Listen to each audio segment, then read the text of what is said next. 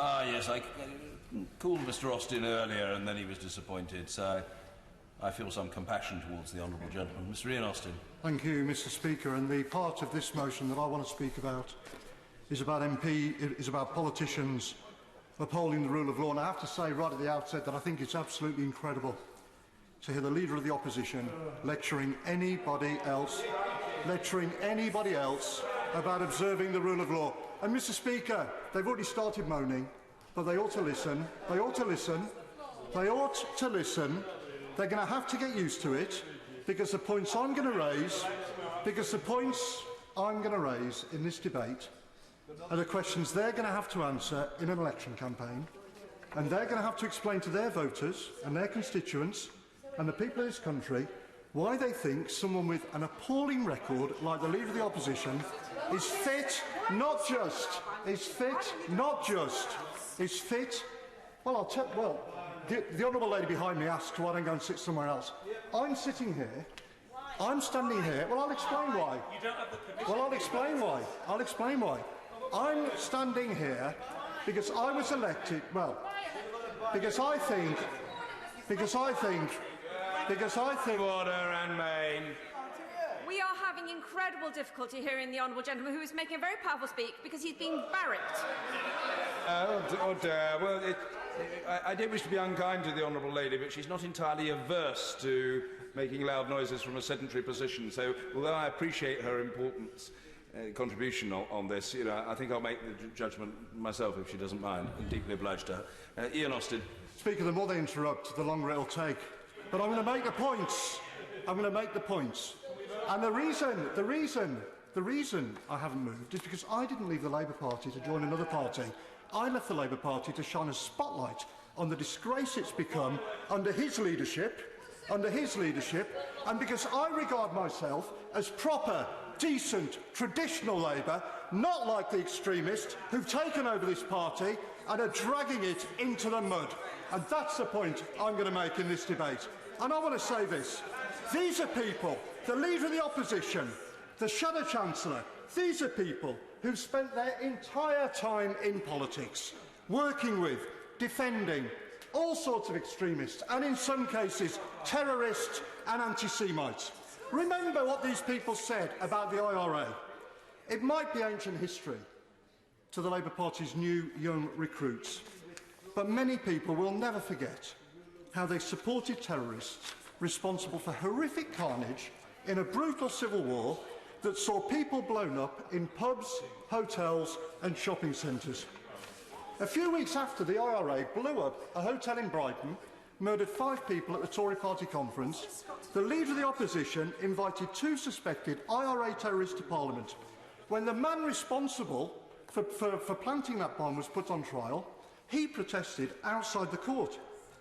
The Shadow Chancellor said that, quote, those people involved in the arms struggle, people he said had used, quote, bombs and bullets, should be honoured. And they have the brass neck to lecture anybody about the rule of law. What a disgrace. Let me tell you this. Point of order, Graham Davis.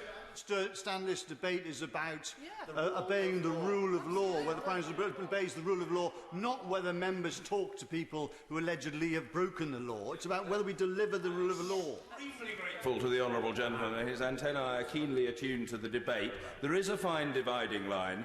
The Honourable Gentleman is dilating on the broad theme of disregard bordering upon contempt for the law. If I think he has elided into a wholly different subject, then I will always profit by the Honourable Gentleman's counsels. But for now, he's all right. Just.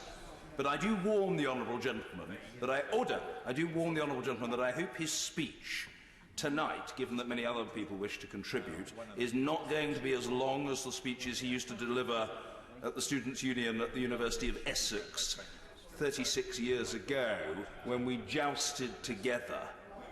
It needs to be shorter. Mr. Ian Austin. Well, Mr. Speaker, my speeches then were a lot shorter than yours. Well, that may be, but what I would say to the Honourable Gentleman is that by common consent, mine were considerably better.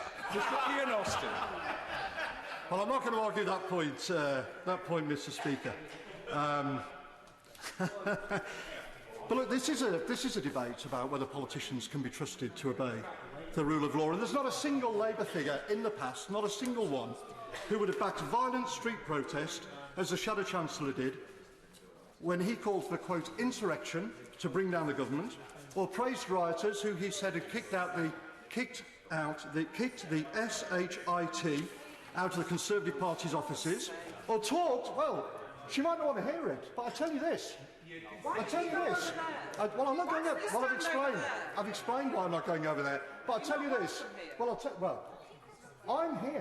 I'm here because voters in Dudley North sent me here to represent them. As a Labour representative. And my views and the things I stand up for, decency in politics, the rule of law, none of these things have changed, and everybody in Dudley knew exactly what I thought of these people at the last election. And I'll tell you this, and I'll tell the Honourable Lady this, I'm going to make absolutely certain that she's going to have to answer to her voters for these points at the next election. All right? Well, we'll see. Now, you have to answer to yours. Yeah, don't worry about that. And no other senior figure in the Labour Party's history, would have joked about lynching a female member of Parliament. They don't believe in the rule of law abroad either, Mr. Speaker. They always back the wrong side, whether it's the IRA or Hamas and Hezbollah, who they describe as friends. No previous Labour leader would have supported brutal totalitarian dictatorships like the ones in Cuba or Venezuela that have absolutely no regard whatsoever for the rule of law, and no previous Labour leadership would have allowed a party with a proud history of fighting racial prejudice to have been poisoned by racism, which is what's happened under these people.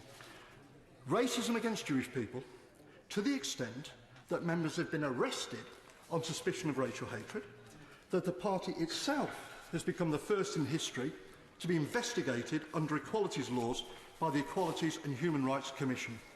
These people and the people around them are a million miles away from the traditional, mainstream, decent politics of the Labour Party.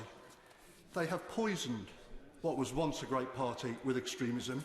They cannot be trusted with the institutions that underpin our democracy. They are completely unfit to lead the Labour Party, let alone our country.